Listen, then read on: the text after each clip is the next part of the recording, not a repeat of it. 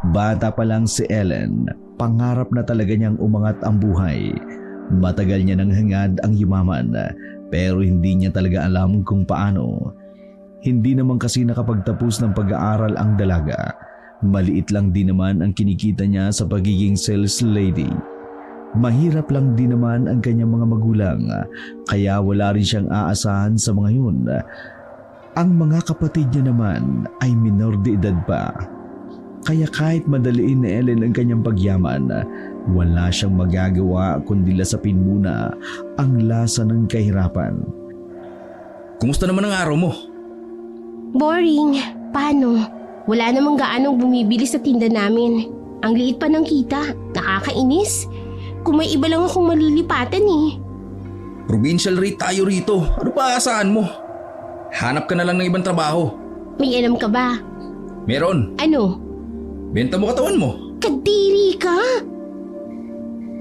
Hinampas na Ellen ang hawak niyang sling bag, ang kaibigan niyang si Kenneth. Matagal niya ng kaibigan ang lalaki, kaya naman wala na sa kanya ang ganong klase ng biro. Umalis ka nga rito? Bakit? Sa'yo ba tong waiting shed? Kainis ka. Sa halip na matulungan mo ko. Wala ka na ngang naitutulong, sakit ka pa ng ulo. Pinag-aaral ka kasi ng magulang mo, inuna mong lumandi. Ayan, sa halip na diplomang nakuha mo, puro problema ang meron ka ngayon. Ang kapal ng mukha. Nagsasalita ka ng ganyan hindi ka rin naman nakapagtapos. At least, may maayos akong trabaho. Malaki sahod, maayos ang boss. At higit sa lahat, wala akong maraming utang. Preskong humithit ng sigarilyo ang lalaki, sabay tawa ng malakas. Talagang inaasar nito ang dalaga, kagaya ng lagi nitong ginagawa tuwing nagkikita sila. Bahala ka nga sa buhay mo. Inis na naglakad ang dalaga paalis, pero agad din naman siyang sinundan ni Kenneth. Samahan na kita. Delikado pa naman sa daan ngayon. Walang tugon mula sa dalaga. Nakatuon lang ito sa nilalakaran dahil wala itong ganang kausapin ang kaibigan. Alam mo na ba yung balita? May natagpuan daw na bangkay dun sa ilalim ng hanging bridge. Nairita si Ellen kaya tumigil ito at tumingin ng masama. Anong title? Ha? Anong title ang sinasabi mo dyan? Gawa-gawang kwento mo na naman kasi yung kwentong yan. Kaya anong title? Buang. Hindi ko ito gawa-gawa. Kung ayaw mo maniwala, idimuwi ka sa inyo at itanong mo sa mama mo. Uuwi naman talaga ako. Ikaw lang itong sunod ng sunod. Para kang langaw. San ba nadapo ang langaw? Di ba sa tae? Hey, bahala ka nga. Kulang na lang ay tumakbo ang babae sa bilisang paglalakad dito. Naiwan namang tatawa-tawa ang binata. Walang paglagyan ang tuwa nito kapag nakikitang naiinis ang mukha ni Ellen. Pagka-uwi ni Ellen sa kanila, naabutan niyang naglalaro ang dalawa niyang kapatid sa bakuran.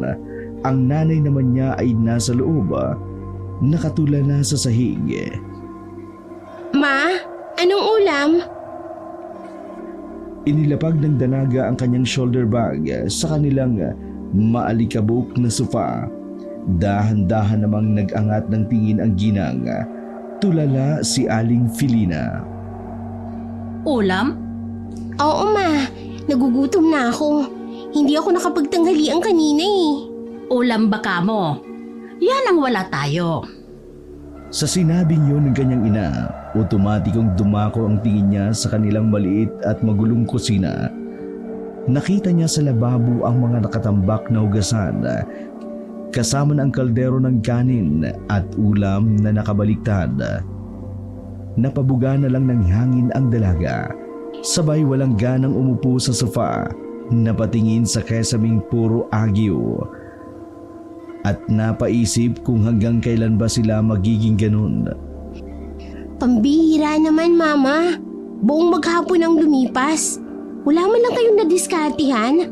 Alam niyo naman na uuwi ako ng ganitong oras. Paano ako papasok niya bukas kung hindi ako kakain ngayon? Kakainis naman. Kung mag-inarte ka dyan, parang ikaw lang ang hindi makakain ah. Lahat kami dito mulat ang mata. Wala na nga kayong ginagawa rito sa bahay. Konting diskarte lang hindi nyo pa magawa. Aba! Aba, ang yabang mong hindot ka. Porke may trabaho ka, ganyan ka magsalita. Baka nakakalimutan mo. Ako ang nakiusap dyan sa boss mo, kaya ka nakapasok kahit wala kang natapos. Kung hindi ko kaibigan ang boss mo, wala ka ring kwenta. Huwag kang magmalaki sa akin. Kung nasaan ka ngayon, ako ang dahilan. Wow ha? Utang ko pa talaga sa inyo. Eh kahit wala namang kayo, kaya ko namang maghanap ng ibang trabaho. Aba! Ang kapal naman talaga ng mukha mo, Ako pa ang sinusubukan mo? O sige, mamaya pupuntahan ko si paring Nomer at ipatatanggal kita sa tindahan niya. Maraming may mas maalam kaysa sayo. Yung mga nakapagtapos. Pinag-aaral kasi kita, inuna mong landi. Padabog na lumabas ang ginang. Halos matanggal ang bisagra ng pinto sa lakas ng pagkakasara nito. Patanggal? As if naman makikinig sa kanya yun. Eh ako ang pinakamagandang sales lady doon. Umirap na lamang ang babae. Noon pa man ay hindi na talaga sila magkasundo mag-ina. Mula nang mamatay ang kanyang ama dahil sa sakit, palagi na silang nagtatalo ng kanyang nanay. Kinabukasan, pumasok na si Ellen sa kanilang trabaho. Pero hindi pa man siya nakapapasok ng tindahan, hinarang na siya ng gwardya. "Tanggal na po kayo," sabi ni boss. "Hindi ka na raw pwedeng pumasok sa loob." Anong tanggal? Buwang ka ba ha? O sadyang hindi ka gumagamit ng utak? Paano ako matatanggal? Eh wala naman akong ginagawang masama. Magaganda ang record ko sa halos 1 taong ko nang nagtatrabaho dito. Kahit anong gawing pamimilit ni Ellen, talagang hindi na siya pinapasok. Nagsisigaw pa siya at nagwala. Pinagbumura niya ang gwardya pero wala na talaga. Sumapit naman ang gabi. Nakumpirma niya sa kanyang kaibigan na si Bea na talagang tinanggal na siya ni Mang Nomer. Ano ba kasing nangyari, girl? Bakit ka inalis ni sir? Dahil yun kay mama. Nag-aaway kasi kami kagabi. Akala ko hindi niya kaya. Pinatanggal pala talaga niya ako. Wisit na yun eh. Oo nga pala, no? Best friend pala ng mama mo ang boss natin. Ganun pala talaga siya kalakas sa boss natin, no? Baliw yun eh. Ako na nga lang ang nagtatrabaho sa amin, pinatanggal niya pa ako. Hay nako, hanap ka na lang ng ibang trabaho. Maganda ka naman. Siguradong maraming tatanggap sa'yo. Nasa isang karinderya sila noon. Doon sila madalas kumain bago umuwi. Si Bea naman, 1 taon niya palang itong kakilala. Pero masasabi ni Ellen, maaasahan niya ito sa maraming bagay. Maiba tayo, sis. Di ba madalas kang dumadaan sa hanging bridge tuwing pupunta ka sa kabilang bundok? Oo, bakit ba? Nabalitaan mo yung nangyari doon? May natagpo ang bangkay? Nasabi na sa akin yan ni Kenneth. Diyos ko, wala ako samad sa mga ganyang bagay. Baliw. Kailangan mo itong malaman. Kasi lagi kang dumadaan doon, sis. Huwag ka nang dadaan ng gabi doon. Kasi alam mo ba, sabi sa amin, aswang daw ang pumatay sa lalaking yun. Wakwak daw kasi ang tiyan. Tigilan mo nga ako sa ganyan. Aswang na pinagsasasabi mo. Kailangan ko ng bagong trabaho. Yun ang nasa isip ko. Para din ito sa safety mo, buang ka. Kung ayaw mong maniwala na aswang ang gumawa nun, isipin mo na lang na delikado talaga doon. Lalo na kapag gabi. Huwag ka nang dumaan doon. Wala ka bang ibang sasabihin na maganda? Like, ideya kung saan ako maghahanap ng trabaho? Eh kung wala, aalis na ako. Tingnan mo tong isang to. Teka, sandali! Nagmamadaling umalis ang dalagang si Ellen. Inis na inis siya dahil wala siyang nagawang matino sa araw na yun. Mabuti na nga lang din. Nakalibre siya ng pagkain sa kanyang kaibigan. Kung hindi, baka mulat na ang mata niya sa gutom habang naglalakad sa gilid ng kalsada. Isang magandang sasakyan ang tumigil sa tapat niya. Napahinto si Ellen, nagtataka kung ano ang meron. Pagbaba ng windshield, bumungad sa kanya ang isang lalaking nasa edad 50 na. Namumuti na ang buhok pero malakas pa naman.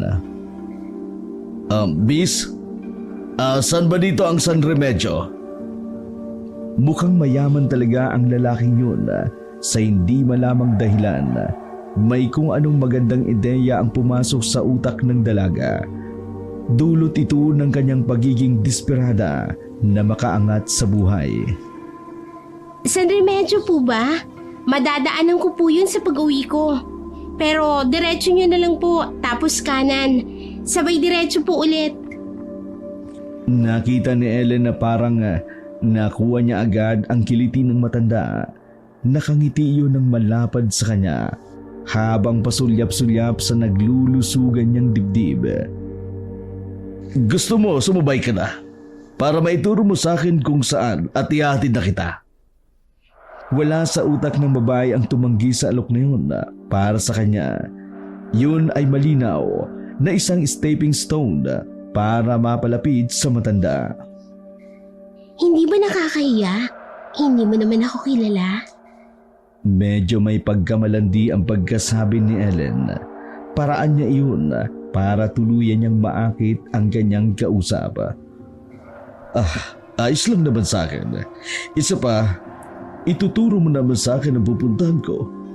Tsaka, mukhang hindi ka naman nangangagat. No? Hindi ako nangangagat. Nangangain lang. Ayos ka rin na. Sige na, sakay na. Kinapala na ni Ellen ang kanyang mukha. Hindi niya inisip kung sino at ano nga ba ang katauhan ng matanda. Ang mahalaga lamang sa kanya ay ang kanyang pinaplano na kahit biglaan ninanais niyang mangyari. Pagsakay ng dalaga ay agad na gumawa ng move ang matanda. Ito na ang nag-ayos ng seat belt ni Ellen. Hinayaan na lamang din ng dalaga iyon. So, nakatira ka sa San Remedyo? Hindi po. Paglagpas ng San Remedyo, dun ako. Okay. Taka, wala bang magagalit? Ibig kong sabihin, may boyfriend ka bang magagalit? Wala naman. Sa ganda mong yan. Sus, maniwala ako. Wala talaga. Mapili kasi ako. Gusto ko sa lalaki yung kaya kong buhayin at yung mas matanda sa akin para hindi sakit ng ulo. Tinignan ni Ellen ang matanda at nagpakita siya ng malagkit na tingin. Halatang dinablan ang matanda doon dahil bigla itong napatigil sa pagmamaneho. Sigurado naman ako na hindi ito ang una nating pagkikita, no? Depende kung gusto mo pa rin akong makita o hindi. Wala naman akong kasama sa buhay. Bakit hindi? Kung ganon, pwede pala tayo maging magkaibigan. Oo naman. Pwede ngang higit pa roon eh. Ang kanilang titigan ay simbolo ng parehong interes nila sa isa't isa. Hindi mahalaga sa dalawa ang pagkakakilanlan dahil noong mga sandaling yun, tanging kaharutan at kalandian lamang ang nananalaytay sa kanilang mga ugat. Sa mga nakalipas na sandali, nakarating na sila sa San Remedyo. Bumaba na rin si Ellen doon at lalakarin na lang pauwi sa kanila dahil malapit naman na. Nandito na ang kausap ko sa negosyo. Salamat sa oras mo, Ellen. By the way, Rogelio ang pangalan ko. Nice meeting you, Rogelio. Naglakad na rin si Ellen paalis nang may isang lalaking dumating at pumasok sa sasakyan ni Rogelio. Napangiti na lamang si Ellen. Nakakita kasi siya ng liwanag patungo sa inaasam na kaunlaran. Walang paglagyan ang tuwa ni Ellen ng mga sandaling yun. Kahit ang kanyang ina na dapat nagdiriwang sa pagkakatanggal niya ng trabaho, naguguluhan din kung bakit ang lapad-lapad ng ngiti niya. Kinabukasan, maagang nagpa-load si Ellen para makipagtawagan sa matandang si Rogelio. Wala siyang ginawa kundi kausaping maghapon si Rogelio kahit wala pa siyang kinakain. Ginagawa niya ang lahat para lang makuha ang loob ng matanda at tuluyan na itong maakit sa kanya. Dahil sa kanyang taglay na kabaitan at kalandian, ilang araw lang ang pagiging maharot at makapal na muka. Niyaya na siya ni Rogelio ng isang date. Agad din namang pumayag ang dalaga. Nanghiram siya kay Bea ng magandang dress na maisusuot sa kanilang date. Wala pa kasi siya ng isang magyara at matinong kasuotan dahil mula nang magtrabaho siya, lahat ng kinikita niya ay napupunta lang sa panggastos at pambayad ng utang. Sure ka na ba talaga dyan? Oo naman. Mukha namang mabait si Rogelio. At saka, siya naman ang nagyaya, no? Hindi naman ako. Ilang araw pa lang kayo nagkakausap. Niwala ka pang ang kaalam-alam sa ugali ng taong yon. Tapos ikaw naman, sige ka lang. Bea, marunong akong kumilatis ng tao. Hindi ako tanga. At saka malalaman ko rin naman ang ugali niya kapag tumagal na. Sa ngayon, enjoy muna. Nagpamewang si Bea sa harapan niya. Nakataas ang kilay. Don't tell me kumakapit ka sa patalim. Kumindat pa si Ellen, sabay palakpak ng mahina. Tumpak! Ang galing mo! Isa kang alamat! Ha? Dumating ka na talaga sa puntong iyan, girl? Eh anong gusto mo?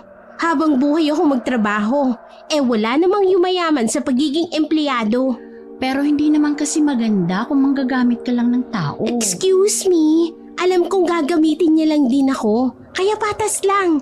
Gagamitin ko siya para yumaman ako. Gagamitin niya ako para sumaya siya. Ganun lang. Pambihira. Hindi ako makapaniwala na maiisip mo ang ganyan. Pero bahala ka. Buhay mo yun eh. Ang akin lang, gusto kong mag-ingat ka palagi. Parang kapatid na rin ang turing ko sa'yo eh. Huwag ka na mag-alala sa akin. Kaya ko naman ang sarili ko. At saka isa pa, matanda na yun. Kayang-kaya kong anuhin yun kapag may ginawa siyang masama sa akin. Basta girl ha, isang tawag lang ako kapag may problema. Baka naman kapag inaano ka niyan, hayaan mo lang. Katanga ng tawag dun. Oo na. Para kang nanay kong umasta. Ayos na yan, umalis ka na. Baka naghihintay na yung sugar daddy mo. Pagkatapos ng pag-uusap na yun, lumarga na rin si Ellen. Sinundan siya ni Rogelio sa San Remedyo. Halos maglaway naman ang matanda nang makita ang maganda niyang suot.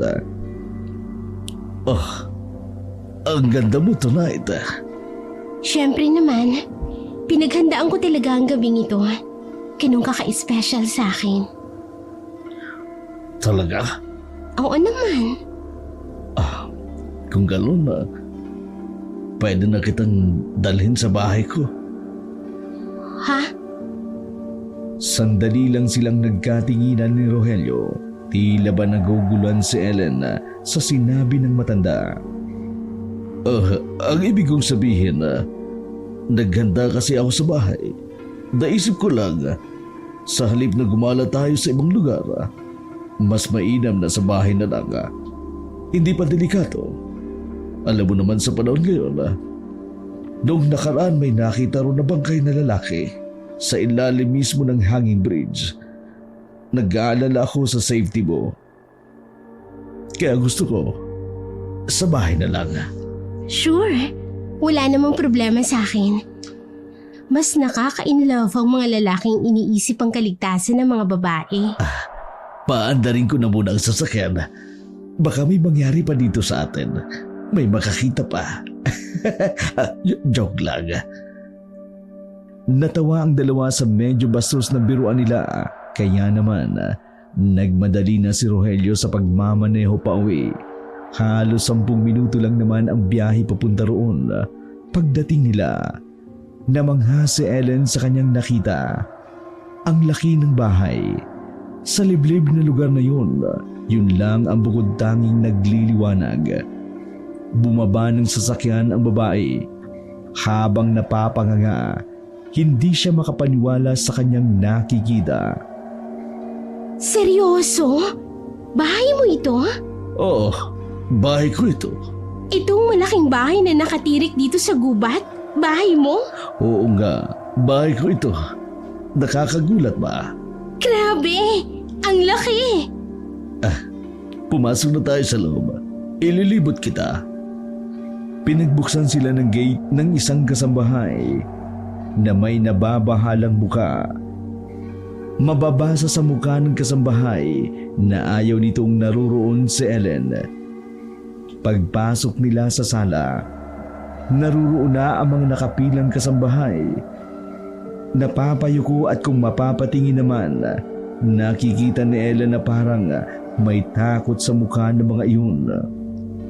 Takot ba sila sa akin? Hindi. Ganyan lang talaga sila.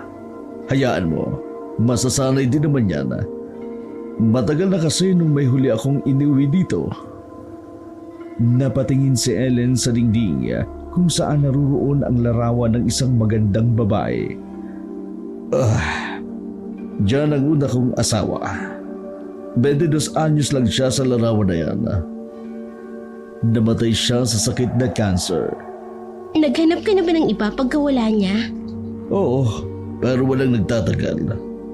Yung huli kong dinala rito, inayawan ko. Ang sama kasi ng ugali. Huwag kang mag-alala. Mabuti naman akong tao.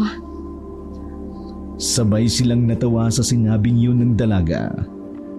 Dinala ng matanda si Rogelio sa likuran ng mansyon kung saan naruroon ang napakahabang table para sa kanila. May mga kandila rin sa paligid na kahit tumahangin ng bahagya, hindi naman namamatay. Inihanda ko talaga ito para sa'yo. Sana mag-enjoy ka ngayong gabi. Maraming salamat. Siguradong magiging memorable ito. Lalo na kapag nagsimula ng giyera. Gusto ko kung paano ka magbiro. Mas magugustuhan mo ko kapag nalaman mong hindi yun biro. Nagkatinginan ang dalawa. Hindi pa man sila kumakain. Walang ano-ano'y nagdikit na ang kanilang mga labi. Agad na nagtukaan ang dalawa. Wala nang pakialam si Ellen kung mas matanda ba sa nanay niya si Rogelio. Ang mahalaga sa kanya, mas nabigyan ng liwanag ang inaasam niyang buhay. Hindi namamalayan ni Ellen, nakarating na sila sa isang silid. Mara siyang inihiga doon ng matanda. Ilang sandali lang, nagsimula na ang giyera. Siya namang pagsuko ni Ellen ng kanyang bandera.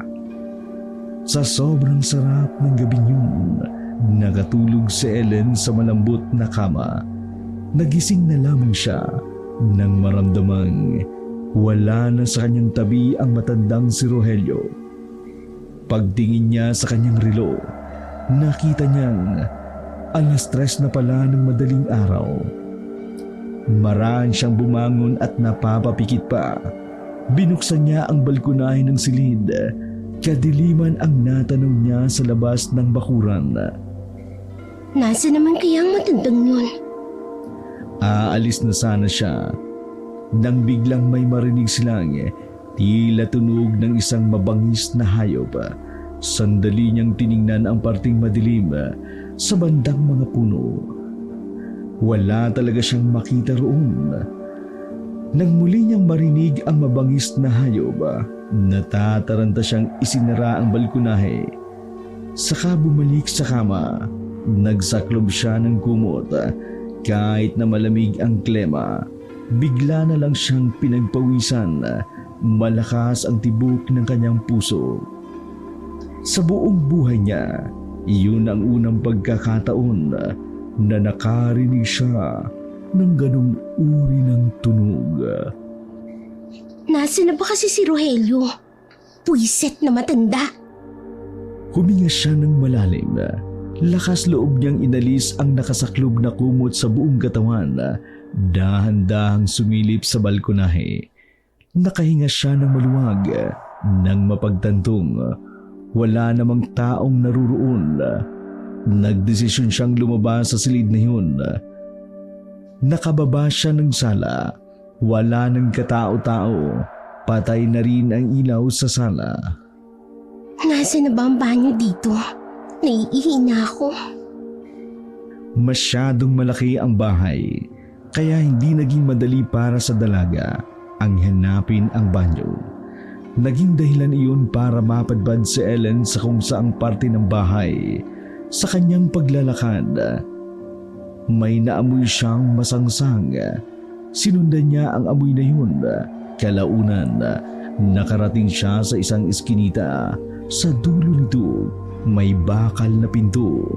Sa ilalim ng bakal na pinto, may lumalabas na usok na malamig.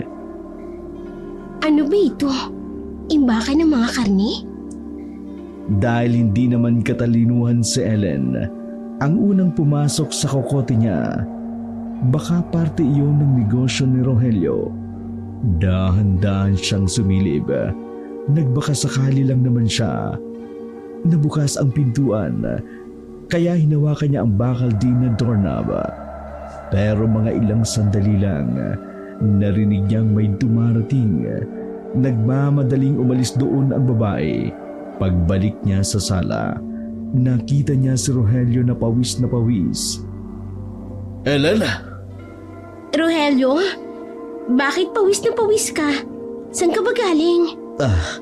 Sa labas, naglinis ako ng sasakyan. Natatay na kasi ako kaya pawis na pawis ako. Sandali, gagamit din ako ng banyo. Nasaan ba ang banyo? Sige, ikaw muna. Sa may derecho, sa may kaliwa. Ikaw kaya muna. Taing-tai ka na eh. Hindi, ayos lang ako. Umihi ka na. Sigurado ka? Tumangulang ang matanda sa kanya.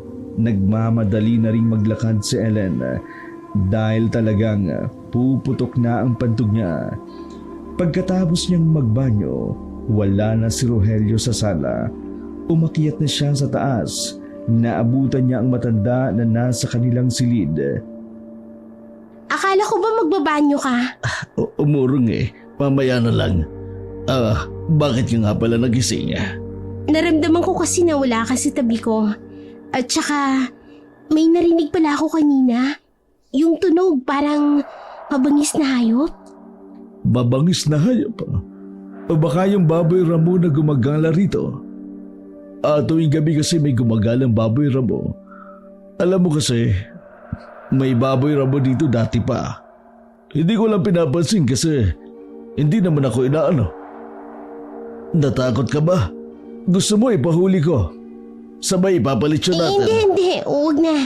Hayaan mo na. Hindi naman pala nananakit. Baka may kaaway lang siyang kapwa niya, baboy ramo. Kaya ganun siya kanina.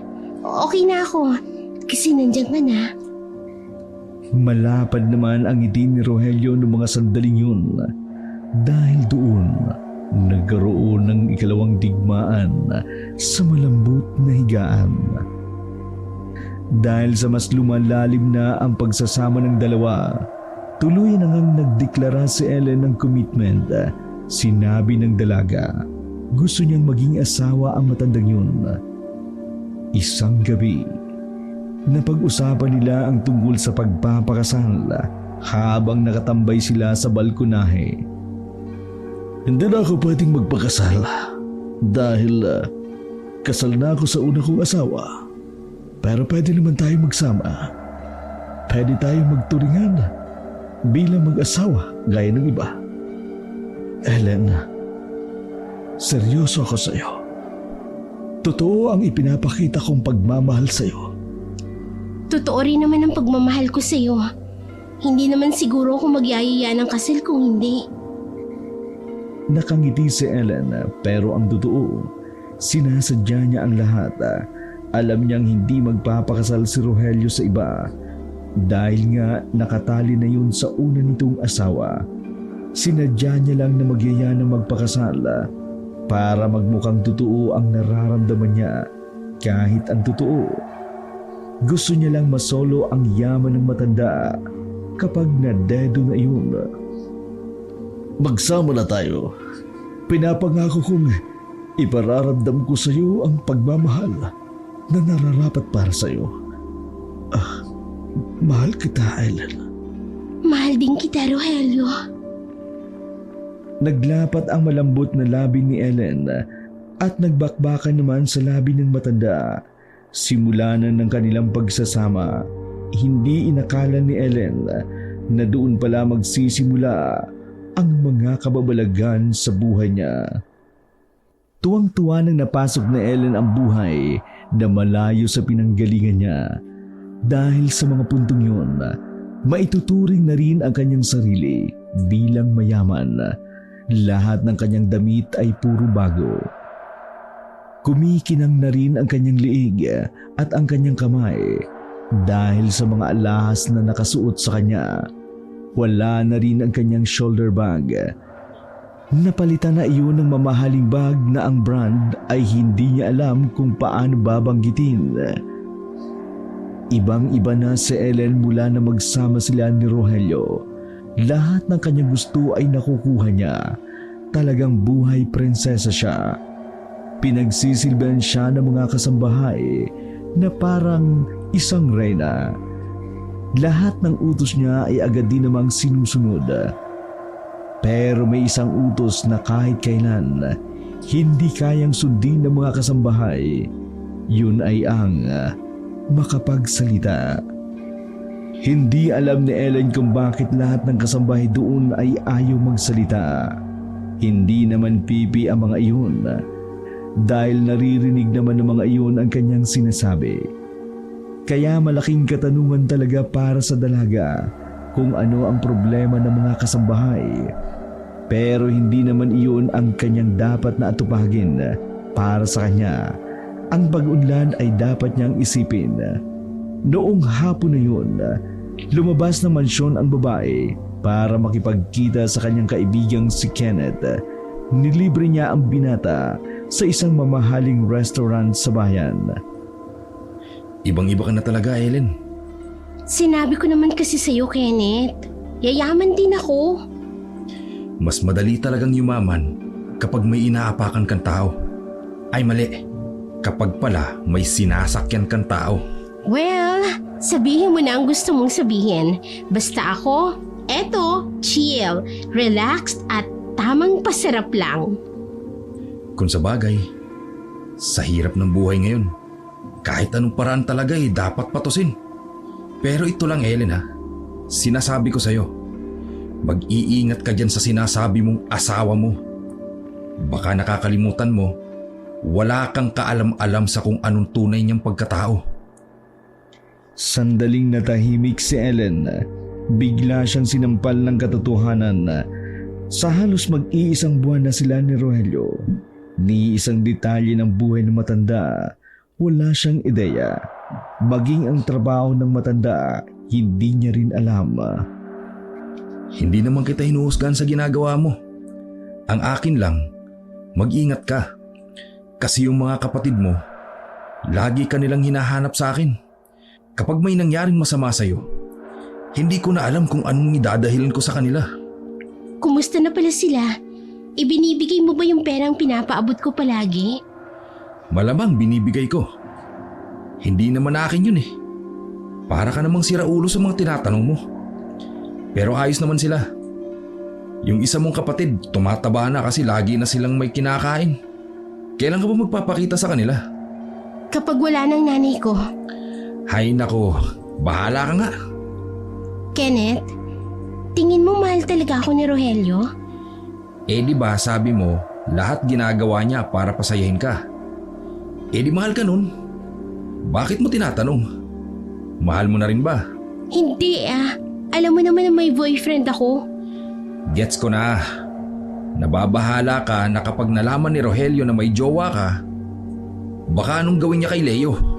Oo, kasi kung totoong mahal niya talaga ako at hindi lang katawan ko ang habol niya, siguradong magagalit siya ng sobra sa akin. Tumawa ng malakas si Kenneth. Nagtinginan pa sa kanya ang mga naruroon. Yan ang nga bang sinasabi ko eh. Naku, sinasabi ko na nga ba. Mukhang hindi na friends with benefits ang tingin sa'yo ng matanda. Naku, in love sa'yo ang matanda. Yari ka dyan, kaibigan. Para kang tanga. Kaya nga kita kinita para humingi ng suggestion kung ano bang pwede kong gawin. Alam mo kung anong dapat mong gawin. Pilitin mong makilala siya. Alamin mo kung sino at anong klaseng tao talaga siya. Para alam mo rin kung ano siya kapag nagalit. Paano ko naman gagawin yan? Aba, bahala ka na. Tinuruan na kita. Sinubo ko na sa'yo lahat ng gagawin mo. Mag-isip ka rin naman. Oh, paano? Aalis na ako. Para maibigay ko na tong pera sa nanay mo. Tumayo ang binata. Kumaway pa ito habang patawa-tawa nang nakalabas na ito ng restaurant. Wala talagang silbi kahit kailan. Pwisit! Inabot pa ng gabi si Ellen sa labas dahil nababagot siya sa mansyon. Naglakad-lakad muna siya sa bayan. Nais niyang ibandera ang kanyang bagong bag at damit. Sa kanyang paglakad-lakad sa bangketa, nahagip ng kanyang tingin ang isang dyaryo na nasa lapag. Nang tingnan niya iyon, nabasa niya ang headlines. Mga bangkay sa ibaba ng hanging bridge? Tumadami? Tiningnan niya maigi ang larawan na naroon. Napagtanto niya ang tulay na nasa larawan ay ang tulay na madalas niyang daanan noon. Teka, sa amin to ah. So totoo pala na may mga bangkay na natatagpuan doon? Pinagpatuloy niya ang pagbabasa. Nabasa niya roon na aswang di umano ang pumapatay sa mga bangkay na natatagpuan. Napailing ang babae. Ganon din kasi ang sinabi sa kanya ng kaibigang si Bea. Aswang-aswang. Totoo ba yan? Sus! Totoong mga aswang iha. Sa maniwala ka man o hindi. Hanggang sa panahong ito'y nabubuhay pa rin sila. Hindi nga lang natin nalalaman kung sino sila. Dahil ginagaya na nila kung paano mamuhay ang isang tao. Ay, bongga! Trivia yan ah! Trivia yan! Ang mga katulad mo ay dapat na hindi gumagalak. Dahil ang mga katulad mong mangmang tungkol sa kanila ang madalas nilang biktimahin. Whatever. Tinarayan pa ng babaeng matanda, saka naglakad na rin palayo. Iritadong nilingon niya ang matanda bago siya sumakay sa pinara niyang taxi. 9:00 na nang makauwi si Ellen sa mansyon. Tulog na ang kasambahay. Tahimik na ang buong paligid. Nagtaka siya dahil hanggang sa mga oras na yun, hindi pa rin bumabalik ang matandang si Rogelio. Mga ilang sandali lang, tumunog na ang kanyang mamahaling cellphone na nasa kanyang bag. Pagtingin niya, tumatawag ang kanyang lihim na kasintahan, ang lalaking si Leo. 1 linggo niya na rin itong karelasyon. Ay, bakit ba ito tumatawag? Sabi nang huwag tatawag kapag nandito ako eh. Napilitang sagutin ni Ellen ang tawag niyon. Dahil aminin niya man sa hindi, namimiss niya rin ang lalaking si Leo. Ano ba? Sabi ko diba? Ellen, tulungan mo ko. May humabol sa aking halimaw. Ellen, nandito siya! Aswang! Bago pa maputol ang tawag, may narinig pa siyang tila mabangis na halimaw sa kabilang linya. Leo, ayoko ng ganyang biro ah! Leo! Kilala niya si Leo. Palabiro ang taong yun, pero sa pagkakataon na yun, pakiramdam niya'y hindi biro ang kanyang narinig. Kaya naman, kahit alanganing oras ay tinawagan niya si Kenneth. Nagpasama siya at pinuntahan ang kinaroroonan ng kasintahang si Leo. Sigurado ka ba sa narinig mo? Baka pinagtitripan ka lang ng jowa mo. Nasa taxi na sila noong mga sandaling yun. Baka sa mga nanginginig na kamay ng babae ang matinding kaba. Hindi. Narinig ko talaga eh. Narinig ko na para bang may mabangis na hayop na humahabol sa kanya. Manong, pakibilis pa po. Alam mo ba kung nasan siya? Nandun lang siya sa bahay na pinapagawa namin. Medyo liblib din doon, kaya sigurado akong walang nakakita sa kanya roon. Mas lalong binilisan ng driver ang pagpapatakbo. Makalipas halos ang 20 minutes, tumigil na sila sa kanto ng isang tila abandonado ng lugar. Langya, sa ganitong lugar talaga kayo nagpatayo ng bahay? Hindi pinansin ni Ellen ang binata. Nagmamadaling tumakbo ang dalaga patungo sa bahay na natatanaw nila. Pagdating nila roon, sa harap pa lang ng bahay ay naabutan nila si Leo na nakandusay sa bakuran, duguan at nakabukas pa ang tiyan nito. Nagkalat ang mga tira-tirang lamang loob sa lupa. Halos matanggal na rin ang kaliwang braso dahil sa dami ng malalim na kalmot. Napatakip na lamang ng bibig si Ellen. Napamura naman si Kenneth sa kanilang nasaksihan. Naknampucha! Kadiri! Brutal! Nanghina ang tuhod ni Ellen sa pagkakataon na yun. Kung hindi siya inalalayan ni Kenneth, siguradong babagsak na siya sa lupa. Kailangan nating i-report to. I-report na natin! Tuliro na umiiling si Ellen para sa kanya. Hindi magandang ideya na personal niyang isumbong ang nangyari. Hindi pwede. Hindi. Maraming koneksyon si Rogelio sa mga pulis. Baka malaman niya na boyfriend ko si Leo. Anong gagawin natin dyan? Hahayaan na lang natin dyan na mabulok? Tawagan mo ang pulis. Tapos umalis na tayo kaagad. Bilis na! Nagmamadaling dinugot ni Kenneth ang cellphone. Mabuti na lang ay may konting signal doon kahit medyo liblib na rin ang lugar. Ayos na. Hindi ko lang sigurado kung naintindihan nila ako. Ahina ng signal dito. Umalis na tayo. Tara na, Kenneth! Hinawakan ni Kenneth ang babae sa balikat para alalayan itong maglakad. Wala na ang taxing nagatid sa kanila kaya tinahak na lamang nila ang daan. Nang makarating na sila sa kalsada, tumambay muna sila saglit sa isang kainan. Wala namang katao-tao. Tulala ang dalagang si Ellen. Hindi niya inakala ang lahat ay darating sa ganung punto. Yan na kasi sinasabi ko sa iyo, Ellen. Baka mamaya niyan nalaman na ni Rogelio yung relasyon ninyo. Tapos yan, pinapatay niya na si Leo. Hindi si Rogelio. Wala siyang kinalaman dito. Ha? Bakit? May iba bang kaaway ang syota mo? Kanina, bago siya mamatay, narinig kong sinabi niya na may humahabol sa kanyang halimaw. Tapos, bago maputol yung pag-uusap namin, nabanggit niya ang salitang Ano? aswang. Aswang? Oo, aswang. Yun daw ang humahabol sa kanya, Kenneth. Tingin mo, totoo kayang aswang ang pumatay sa kanya? Sa totoo lang, naniniwala ako sa aswang. Yung mga bangkay na natagpuan sa ilalim ng hanging bridge, hinala ko aswang din ang dumali. Wakwak din ang tiyan.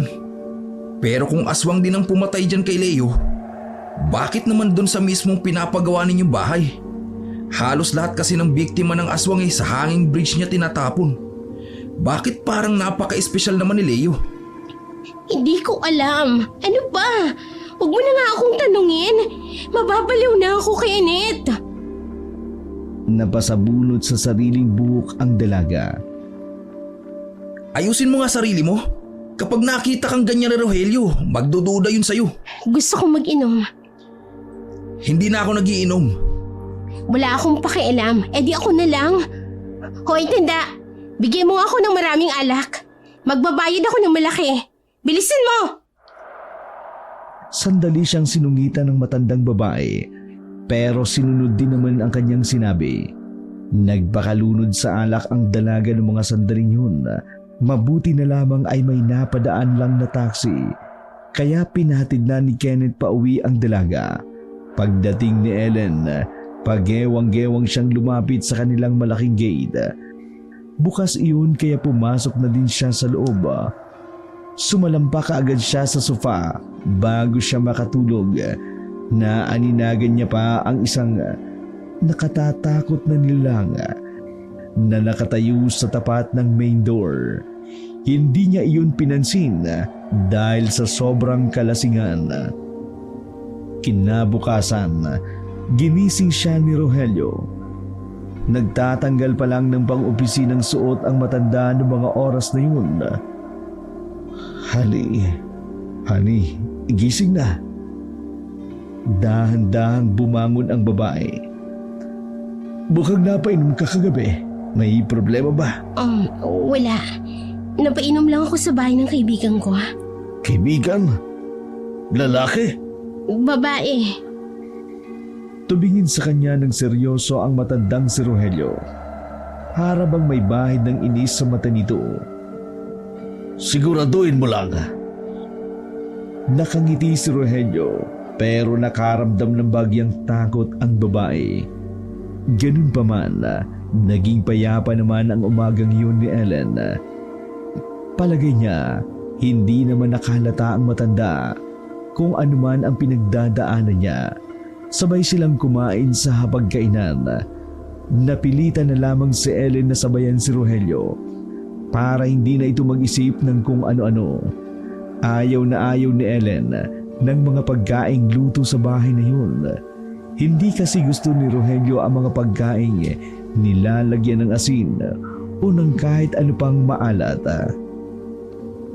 May problema ba? Napansin ko kanina ka patahimik.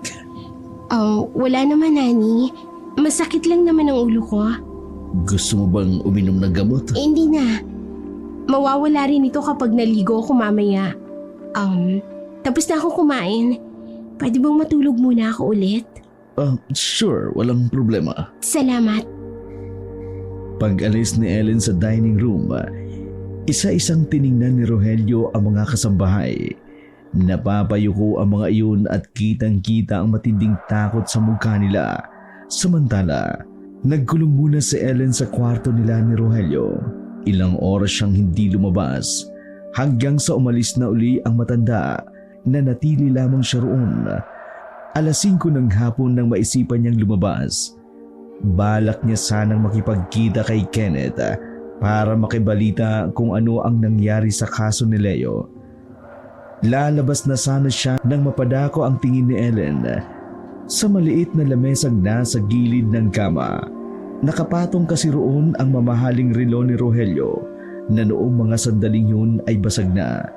Dinampot ni Ellen ang relo. Bukod sa basag na, napansin niya ring parang may konting bahid ng natutuyong dugo ang ilalim nito. Napaaway ba si Rogelio? Bakit may dugo at basag ito? Dahil doon, nagsimula na siya magkaroon ng interes na makilala ng lubos ang matandang kanyang kinakasama. Habang wala si Rogelio, isa-isa niyang tiningnan ang mga papeles na nasa cabinet. Mabusisi niyang binasa ang mga nakasulat pero wala siyang makita kahit isang impormasyon tungkol kay Rogelio. Sa puntong yun pa lang naghinala na siya. Baka nga tama si Kenneth na baka may kakaiba nga talagang itinatago ang matandang si Rogelio. Bumuntong hininga ang babae. Napapaisip siya kung sino ba talaga si Rogelio. Bumaba siya sa sala. Dala niya ang lapis at isang notebook. Nilapitan niya ang isa sa mga kasambahay. Iniisip niyang may problema sa pagsasalita ng kasambahay. Kaya inabot niya ang panulat at papel. Ate Dina, matagal na kayo rito, di ba? Sa inyo pong opinyon, ano pong pagkakakilala niyo kay Rogelio? Umiling-iling ang kasambahay na si Dina. Nataranta nitong binitiwan ang lapis at notebook. Bakit ba hindi kayo nagsasalita dito? Nakakapiko na. Ano ba? Sagutin mo ang tanong ko. Binigyan ka na nga ng pansulat, ayaw mo pa rin sumagot. Narinig iyon ng ibang kasambahay kaya lumapit na mga iyon sa kanila. Ang pinakamatandang kasambahay na si Stella ang kumuha ng lapis at notebook. Nagsulat iyon doon. At nang basahin ni Ellen, lalo siyang nagtaka. Bawal po kami magsabi ng kahit na ano tungkol sa kanya. Mapapahama kami? Ano? Mapapahama kayo? Bakit? Ano bang meron kay Rogelio? Minamaltrato niyo ba kayo? Hindi na sumagot pa ang mga kasambahay. Kitang-kita ni Ellen ang pagkabahala sa mukha ng mga yun. Sa sobra niyang inis, naisipan niya na lang na lumabas. Nakipagkita naman siya sa kanyang kaibigang si Kenneth. Wala pang update. Hindi ko alam kung anong gagawin ko para makabalita dun kay Leo. Mahirap na. Baka ako pa mapagbintangan. Kenneth, mukhang tama ka nga. Tama sa ano? Parang may tinatago sa akin si Rogelio. Ikaw nga, may tinatago rin eh. Nakakagulat ba kung may tinatago rin siya? Hindi eh. Palagay ko sobrang kakaiba ng inililihim niya sa akin. Teka nga, ano bang pinupunto mo? Yung mga kasambahay niya, hindi nakakapagsalita. Lahat sila, hindi sila nagsasalita. Kahit bigyan ko sila ng pansulat, natatakot silang sagutin ang mga tanong ko tungkol kay Rogelio. Sabi ko na kasi sa'yo, maghanap ka ng pagkakakilanlan niya. Wala nga eh. Naghalungkat na ako at nagkalkal, pero wala talaga. Yan ang nangyayari kapag masyado kang nagpasilaw sa karangyaan. Baka mamaya serial killer yung kinakasama mo. Hindi mo lang alam. Kenneth, kinakabahan na ako. Anong gagawin ko? Pakiramdam ko mapanakit na tao si Rogelio. Nakita ko sa mata niya kagabi na parang galit siya kahit nakangiti siya. Sumama ka na lang kaya sa akin. Saan naman? Uuwi ako sa lolo ko sa susunod na Sabado. Magbabakasyon muna ako kaya hindi ko muna mahatira ng pera yung mama at mga kapatid mo. Patid mo na lang muna dun sa Bea. Sige, sasama ako. Gusto ko nang lumayo. Bago pa malaman ni Rogelio na may iba akong mahal, lalayo na ako. Pero ayos lang ba sa'yo? Si Lolo Berting kasi albularyo. Maraming ginagawa yun na maiirita ka lang. Ayos lang naman sa akin. Basta makalayo lang ako kay Rogelio. Naudlot ang kanilang usapan nang tumunog ang kanyang cellphone. Nag-text sa kanya ang matandang si Rogelio. Pinapauwi na siya nito. Hindi yun inaasahan ni Ellen dahil ang pagkakaalam niya, kinabukasan pa ang uwi noon. Nagmamadaling umalis si Ellen, hindi siya maaring magtagal sa labas. Nakukutuban niya ng pinag-iisipan siya ni Rogelio ng hindi maganda. Dakong 11:00 na makauwi na siya. Sumabay pa kasi ang mahirap na sasakyan, gawa nga nang nasa liblib ang kanilang kinatitirikan ng mansyon. Sa sala pa lang ay naabutan niya na si Rogelio. Umiinom ito ng alak na kulay pula na hindi alam ng babae kung ano, basta malangsa ang amoy. Nandito na ako, honey. Oh, nandiyan ka na. Nakikita ko. Halika. Maupo ka sa harapan ko. Kabadong lumapit si Ellen.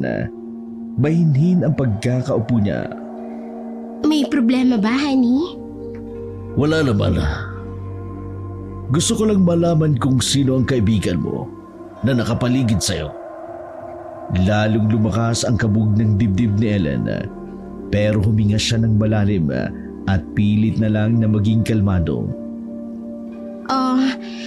Kaibigan ko? Hindi kasi ako pala kaibigan. Dalawa lang. Oo, dalawa lang sila na kaibigan ko. Si Bea, tsaka si Kenneth. Kenneth? Oo, bakit, honey? Yung matagal mo ng kaibigan? Si Kenneth? Tumangulang si Ellen. Hindi niya mabasa sa matandang si Rogelio ang nais nitong ipahiwatig. Napansin ko lang naman, masyado yata kayong madikit sa isa't isa. Ha? Hindi. Hindi naman, honey. Hindi na naituloy pa ng dalaga ang kanyang sasabihin.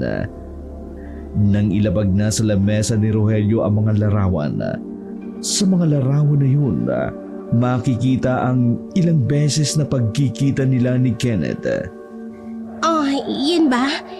Sa kanya ko kasi binibigay ang pera para sa mga kapatid ko. Di ba nasabi ko naman sa'yo na hindi kami okay ng mama ko? Kaya yan, nagkikita kami para may taga-abot ako. Gumiti ng malapad ang matanda, pero kinilabutan si Ellen. Iba ang sinasabi ng mga mata nito. Iba ang ngiti ng lalaking yan sa lahat ng larawan. May gusto yan sa'yo. Wala. Matagal lang talaga kami Huwag mo kong lukuhin, Ellen! Nabasag ang salamin sa lamesa sa harapan nila nang padabog na hampasin iyon ni Rogelio. Otomatiko namang nanginig ang kamay ng babae. Namutla siya sa takot. Sinasabi ko sa'yo, Ellen, sa oras na malaman kong niloloko mo ko, yang kaibigan mo mawawala sa mundo. Seryoso akong magmahal. Lahat ng ipinapakita ko sa'yo ay totoo. Pero iba ako kung magalit kapag niloko ako. Tandaan mo ito, Ellen. Mas mataas ako sa inyo. Diyos akong itinuturing ng iba. Hindi na nakapagsalita pa ang dalaga. Nanginig ito habang tila napako sa sofa pag-alis ni Rogelio. Saka lamang siya nakahinga ng maluwag. Hinang-hina siya. Para siyang hinigupan ng lakas dahil sa takot na nararamdaman. Sa sobrang takot ay nagkulong na lamang si Ellen sa kanilang silid. Para doon siya magsisi na pinatulan niya pa ang matandang yun. Pero maya-maya lang, kumatok na sa labas si Rogelio. Pagbukas niya ng pinto, may dala ng kadena at kandado si Rogelio. Honey, anong gagawin mo sa akin? Wag, nakikiusap ako. Bago ka pa makagawa ng ikagagalit ko, ngayon pa lang ay pipigilin ko na. Para hindi na kayo magkita pa ng Kenneth Tayol. Ano ba? Wala namang namamagitan sa amin. Napapraning ka lang. Napapraning ako. Nababaliw ako sa'yo. At mas mababaliw ako kapag nawala ka sa akin at napunta ka sa iba. Hindi ko yung kaya akin ka lang. Hindi na ikaw yung Rogelio na nakilala ko. Hindi mo talaga ako kilala, Ellen. Baliw ka na. Baliw na ako sa'yo. At kaya kong pumatay uli nang dahil sa kabaliwan ko sa'yo. Ulit? Ellen, walang makikinabang sa'yo. Ako lang! Mara siyang hinawi at padabog na lumabas ang matanda sa pintuan. Buksan mo ang pinto, Rogelio! Pakawalan mo ako rito! Nakikiusap ako! Pakawalan mo ako rito! Halos mapaus-paus na si Ellen sa kasisigaw. Pero hindi siya binalikan ni Rogelio. Naisipan niyang tawagan na lamang si Kenneth, pero hindi niya mahanap ang kanyang cellphone. Nang lingunin naman niya ang balkonahe, may 5 malalaking kandado ang nakalagay doon. Talagang siniguradong hindi siya makakaalis ng silid na yun. Buisit na buhay ito! Napaka-buisit! Gusto ko lang naman magkaroon ng magandang buhay. Bakit ako napunta sa ganitong lalaki? Maiyak-iyak ang dalaga habang pilit na sinisiksik ang sarili sa sulok. Sinasabunutan niya ang kanyang sarili sa sobrang pagkadismaya. Nang mapagod na siya sa kaiiyak, unti-unti na siyang nilamon ng antok. Nagising na lamang si Ellen nang marinig niyang tila may nagbubukas sa pintuan sa labas. Nagmamadali siyang bumangon nang akalaing si Kenneth na iyon. Pero pagsilip niya sa butas, nakita niya sa labas ng pinto ang mga kasambahay na tarantang tinatanggal ang kandado. Aling Estelita, pakiusap! Pakiusap! Pakibukas ng pinto! Tila nagkaroon ng pag-asa si Ellen. Laking pasasalamat niya noong mga sandaling yun. Banga kasambay na lang talaga ang susi ng pagtakas niya. Makalipas ang halos 5 minuto, nabaklas na rin ang kandado sa labas. Agad nang pumasok ang pinakamatandang kasambahay na si Estelita. Sinarado muna nila ang pinto. Marami pong salamat. Salamat po. Huwag kang maingay, Iha. Teka, nakakapagsalita ka? Bakit? Bakit ngayon lang? Sa lahat ng kasambahay, ako lamang ang nakakapagsalita. Lahat sila hindi. Dahil yun sa ako lang ang pinagkakatiwalaan ni Rogelio. Pero, tuwing may dadalhin siyang babae rito, pinagbabawalan niya na rin akong magsalita. Kapag nagsalita ako, papatayin niya ako. Kaya hanggang ngayon, ay buhay pa ako. Kasi sinusunod ko lang ang utos niya. Mga pipi ba silang lahat? Putol ang mga dila nilang lahat. Ayaw kasi ni Rogelio na may makakapagsabi sa kung ano nga ba talaga siya. Pero ngayon, hindi ko na kaya. Ikaw ang pangatlong babae na biktima niya. Sabihin mo nga sa akin, ano ba talaga si Rogelio? Sino ba talaga siya? Iha, hindi tao ang kinakasama mo. Isa siyang aswang. Pagkasabing iyon ng matanda, otomatikong nagtayuan ang kanyang mga balahibo. Hindi niya inaasahan ang kanyang narinig. Bigla siyang pinagpawisan ng malamig habang nag-iinit naman ang kanyang muka. Aswang? Biglang napagtagpi-tagpi ni Ellen ang mga pangyayari. Nanlaki ang kanyang mga mata nang mapagtanto niya ang mga detalye.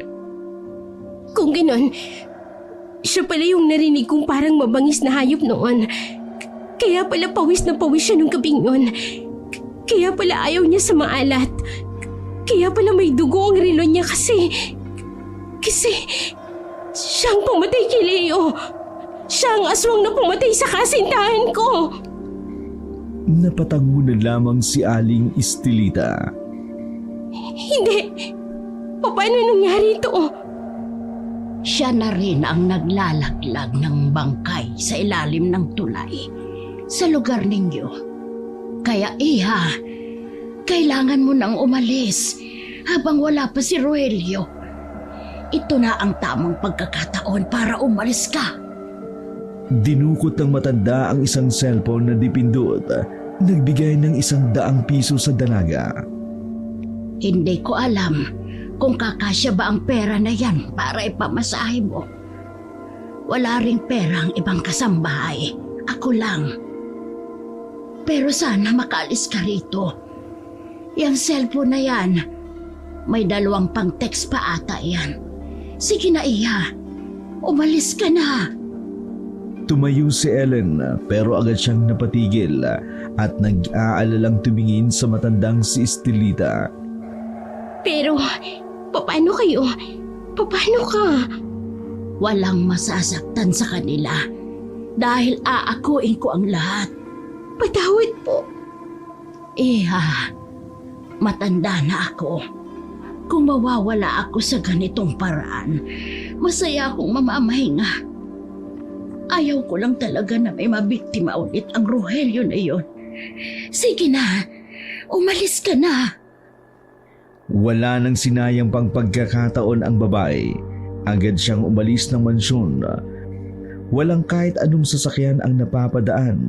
Kaya naman, wala na rin siyang ibang choice kundi ang maglakad na lamang. Kainis! Ayaw pang mag-send!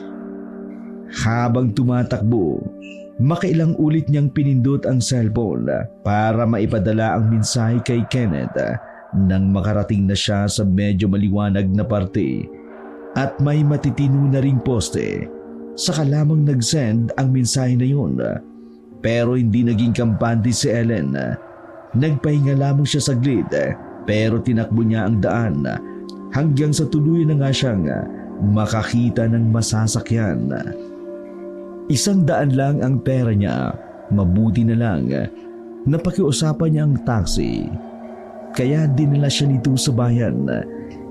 1 oras lang naghintay si Ellen.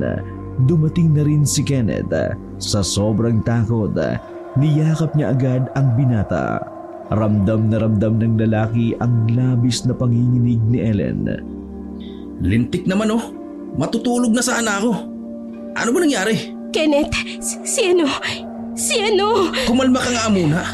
Kasama mo na ako, kalma. Huminga ng malalim si Ellen. Nang makakuha ng buwelo, saka lamang ito nakapagsalita ng maayos. Hindi tao si Rogelio. Hindi tao? Anong ibig mo? Oo, Kenneth. Aswang siya. Siya ang aswang na pumatay sa mga bangkay sa ilalim ng tulay. Siya rin ang aswang na pumatay kay Leo.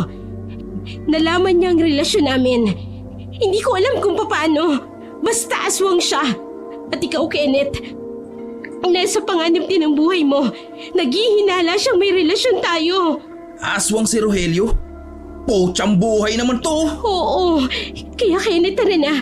Pumunta na tayo sa lolo mo. Kailangan nating makalayo. Buti na lang nagdala ako ng pera. Pwede na tayong lumakad ngayon. Pero hindi dito sa bayan ng terminal. Sa dulo pa. Tara na. Pumara ka na ng sasakyan. Agad na bumiyahe ang dalawa. 15 minutos lang ang biyahe ang kailangan nilang tahakin. Kaya naman, nakarating kaagad sila sa kanilang patutunguhan. Kaso nga lang, dahil 1:00 pa lang ng madaling araw noon, wala pang sasakyan sa terminal. Sarado pa iyon ng mga ganung oras. Maghintay na lang muna tayo rito. Nakakatakot naman dito. Tingnan mo, walang katao-tao. Puro puno ang nasa gilid natin. Baka mamaya niyan. Ang nega mo naman kasi. Kaya yan nangyayari. Subukan mo manahimik. Tumambay ang dalawa sa mahabang upuan na gawa sa katawan ng puno ng niyog.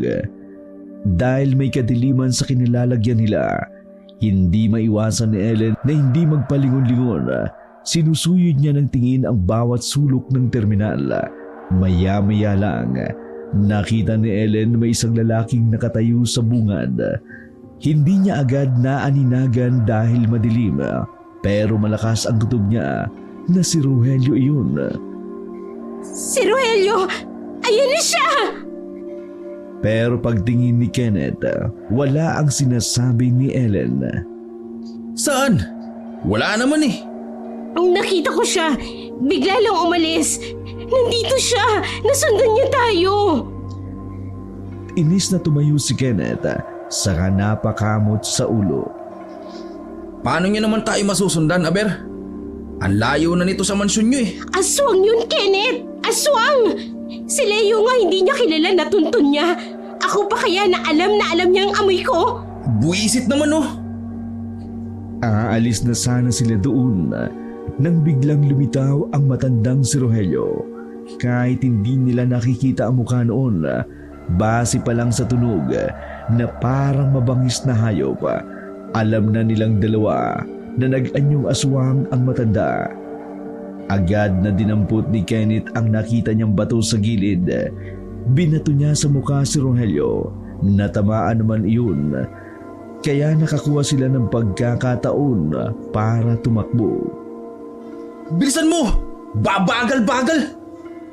Hila-hila ng binata si Ellen.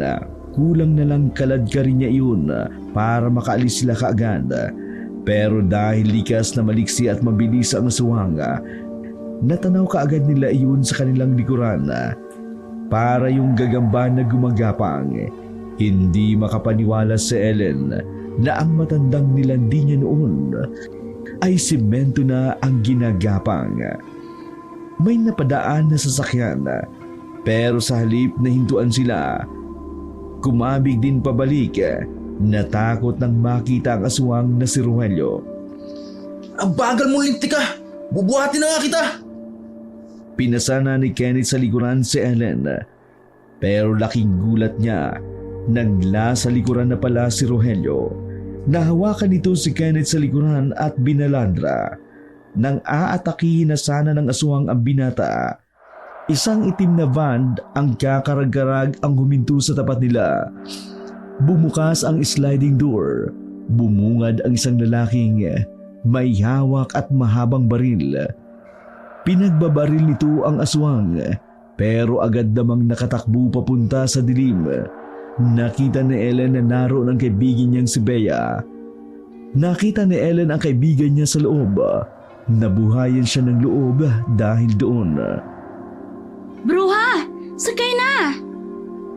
Nagmamadali silang pumasok ni Kenneth doon para silang nabunutan ng tinig nang makaalis sila roon. Buti na lang dumating ka. Kung hindi baka patay na kami. Buti ka mo, nakita namin kayo kanina habang namimili kami ng gulay. Sinundan namin yung taxi nyo. Pero sa bilis nyo, hindi na namin kayo inabutan. Oh, Tito, Kuya, maraming salamat po sa inyo. Tumangulang ang kuya ni Bea na may hawak na baril. Ganon din naman ang tatay ng dalaga na nagmamaneho. Teka, kung namimili kayo ng gulay, bakit kayo may dalang baril? Wala ka na kasi sa lugar natin. Lahat ng tao doon, kapag umaalis, nagdadala ng kahit anong proteksyon. Dahil yun sa sunod-sunod na pagpatay ng aswang. Girl, si Rogelio ang aswang! Nagulat ang kaibigan niya sa kanyang sinabi. Pero hindi na nagkaroon pa ng pagkakataon si Bea para tugunin iyon. Dahil pagliko nila sa kaliwang kalye, may biglang kumalabog sa bubungan ng band. Naramdaman na lamang nila ang mabibigat na paanan na sa taas. Kaya naman, nagpreno ang tatay ni Bea. Tumilapon ang aswang sa harapan. Hinarurot ng driver nila ng mabilis para sana sagasaan ang aswang, pero nakailag iyon. Hinabol pa rin ang aswang kahit na mabilis pa ang takbo nila. Maya-maya lang, nagulat na lamang si Kenneth nang biglang sumulput ang aswang sa gilid ng bintana. Nadakma ng aswang ang manggas ng damit niya at pilit na hinihila. Tulong! Buisit! Bakit ba kasi walang salamin tong bintana na to? Huwag kang gumalaw! Baka ikaw ang tamaan ni Kuya! Ako? Ano ba to? Huwag kang gumalaw! Bakit? Huwag kang gumalaw! Baka ikaw ang tamaan ni Kuya! Ako? Hindi gagalaw? Natameme bigla si Kenneth nang paputukan ng kuya ni Bea ang aswang. Nakabitaw iyon at gumulong sa semento. Para makasiguradong patay na ang aswang, huminto sila at nilapitan iyon. Tinamaan pala sa bandang liig ang aswang na si Rogelio. Oh, Ellen, niloko mo ako. Ginamit mo lang ako. Hindi ka pwedeng mawala sa akin. Kabadong tumugo naman si Ellen habang nagtatago sa likuran ni Bea. Oo, niloko kita. Pero niloko mo rin ako. Pinaniwala mo kung normal lang ang lahat sa'yo. Pero isa ka palang aswang. Pati mga kasambahay dinamay mo pa. Magkikita tayo uli.